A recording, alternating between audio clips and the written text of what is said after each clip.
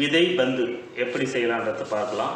விதை பந்து செய்யறதுக்கு நம்ம செம்மண்ணை பயன்படுத்த போகிறோம். கூடவே மாட்டு சாணங்களையும் அதுக்கு பயன்படுத்த போகிறோம். அதே சமயத்தில் பார்த்திங்கன்னா இதுக்கு விதையாக பயன்படுத்துறதுக்கு இன்றைக்கி நம்ம பார்த்திங்கன்னா தேக்கு மரத்தோட விதையும் அதுக்கப்புறம் வேப்ப மரத்தோட விதையும் இங்கே எடுத்துருக்கோம்.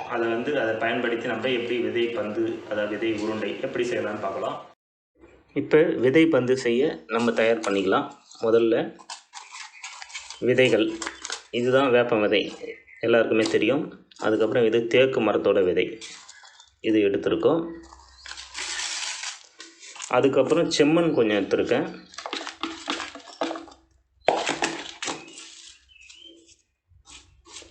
செம்மண் நான் உங்களுக்காக கொஞ்சமாக செஞ்சு காமிக்கிறது, கொஞ்சமாக எடுத்துருக்கேன். நீங்கள் எவ்வளவு செய்ய போகிறீங்களோ அதுக்கேற்ற மாதிரி பண்ணிக்கலாம். நீங்கள் இதே பிஸ்னஸாக செய்யணும் அப்படின்னாக்கா நிறைய மண் தேவைப்படும். அந்த மண்ணை நீங்கள் கலெக்ட் பண்ணி எடுத்துங்க, சுத்தமான செம்மண் எடுத்துக்கோங்க. நீங்கள் பிஸ்னஸாக செய்யும்போது இந்த விதை உருண்டைங்களை திருமணம், காதணி விழா, அது மாதிரி சுப விசேஷங்களில் மரக்கன்று தருவதற்குலாம் இது பயன்படுத்துவாங்க. அது மாதிரி இருக்கிறவங்களுக்கு நீங்கள் கொடுத்து இதை விற்பனை செஞ்சுக்கலாம். அதே சமயத்தில் சில ட்ரஸ்ட்டுங்க, அது மாதிரி சமுதாயத்தில் நல்லது செய்யணுன்ற தொண்டு நிறுவனங்கள் அவங்களாம் இந்த விதைக்கு பந்துகளை வாங்கிக்குவாங்க. தொண்டு நிறுவனம் கொடுக்கும்போது கொஞ்சம் மலிவாக கொடுங்க. திருமணத்துக்கும் இந்த விதைகளை கொடுத்து நீங்கள் பயன்படுத்திக்கலாம். நீங்கள் விற்பனை செஞ்ச மாதிரியும் இருக்கும், அதே சமயத்தில் நாட்டுக்கு ஒரு தொண்டு செஞ்ச மாதிரியும் இருக்கும். இப்போ செம்மண் எடுத்துட்டோம்.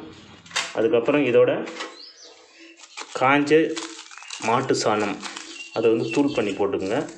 இல்லைன்னா நீங்கள் எருவாக இருந்தாலும் ஓகே. இது எருவு, மாட்டு சாணத்தோட எருவு.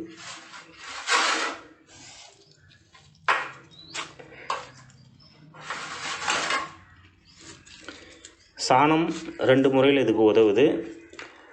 இந்த பந்து காஞ்ச பிறகு உடையாமல் இருக்கிறதுக்கு இந்த எருவு உதவியாக இருக்குது. அதே சமயத்தில் பார்த்திங்கன்னா விதை நல்லா முளைச்சி மண்ணில் ஊன்றத்துக்கு இதனுடைய சத்துக்கள் உதவியாக இருக்குது.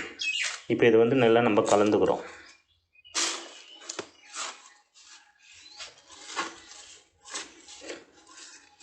கலந்தாச்சு. இப்போ இதில் லேசாக தண்ணி தெளித்து கட்டியாக பிசைஞ்சிக்கலாம். ஓரளவு உருண்டை பிடிக்கிற அளவுக்கு பதத்தில் இருந்தால் போதும்.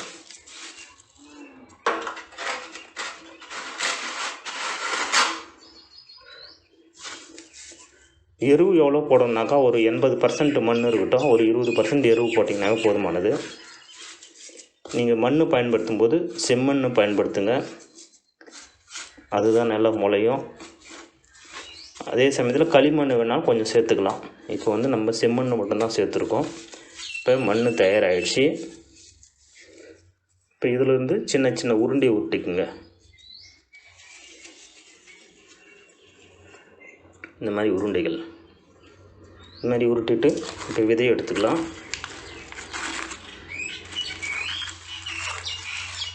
இப்போ இதுக்குள்ளார ஒரு சின்ன ஹோல்ஸ் போடணும். ஹோல்ஸ் போட்டுட்டு இதுக்குள்ளார விதையை நம்ம அப்ளை பண்ண போகிறோம்.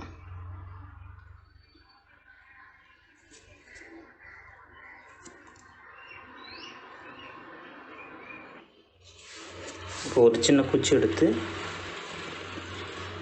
நடுவில் இது மாதிரி ஓட்டை போட்டுங்க. போட்டுட்டு இந்த விதையை அதுக்குள்ளார போட்டுருங்க. இப்படி மூடிட்டு மறுபடியும் ஒரு உருட்டிடுங்க. இப்போ விதை உருண்டை தயாராகிடுச்சு.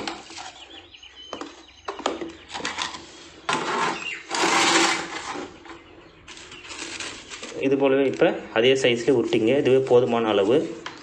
இது என்ன செய்யணுனாக்கா, நீங்கள் எங்கேயாவது வெளியில் போகும்போது மரங்கள் இந்த இடம் இருந்தால் நல்லாயிருக்கும் அப்படின்னு நினச்சிங்கன்னா அந்த இடத்துல இந்த விதையை உருண்டையை போட்டுவிட்டிங்கன்னா அது போய் எங்காவது ஒரு இடம் விழுந்துடும்.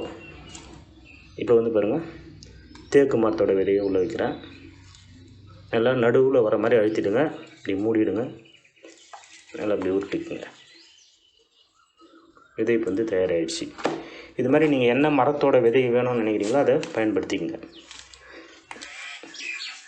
நீங்கள் எங்கே இந்த உருண்டையை போடும்போது அங்கே போய் இந்த உருண்டை விழுந்துடும். பூச்சிகள் எதை தாக்காது.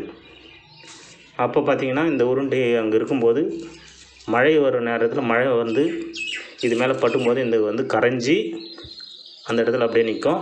இதில் இருக்கிற விதை பார்த்திங்கன்னா அந்த ஈரத்துலேயே முளைச்சி வெளியே வந்துடும். அதனோட வேரை இதில் இருக்கிற மாட்டினுடைய சாணத்தோட எருவு மண்ணில் நல்லா ஊன்ற வைக்கும். செடிகள் வளர்ந்து மரமாயிடும். ஈஸியானது, ரொம்ப ஈஸியாக செய்யலாம். வீட்டில் இருக்கிற யார் வேணாலும் செய்யலாம். அதே சமயத்தில் பிஸ்னஸாக பண்ணணுன்னாலும் இது பண்ணிக்கலாம்.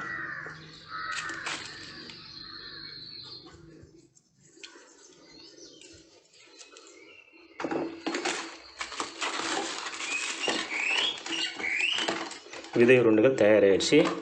இது போல் நீங்களும் ட்ரை பண்ணி பாருங்கள். இந்த வீடியோ உங்களுக்கு பிடிச்சிருந்தால் மறக்காமல் சப்ஸ்கிரைப் பண்ணிவிடுங்க. கூடவே பெல் பட்டனையும் கிளிக் பண்ணுங்கள்.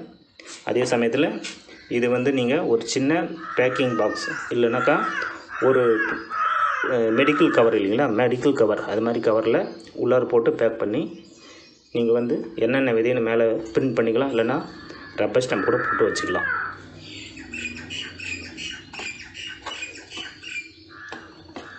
இந்த மாதிரி விதை பந்துகள் செஞ்சு வியாபாரமும் செய்யலாம், இல்லைன்னா சொந்தத்துக்கும் பயன்படுத்திக்கலாம். இந்த வீடியோ உங்களுக்கு பிடிச்சிருந்தால் மறக்காமல் உங்கள் நண்பர்களுக்கு ஷேர் பண்ணுங்கள்.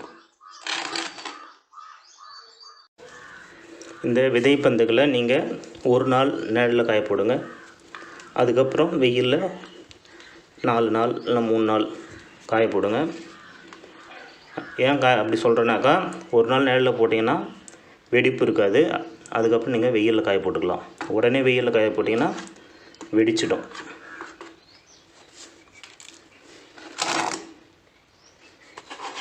இந்த முறையில் இந்த விதை பந்துகளை தயார் பண்ணுங்கள்.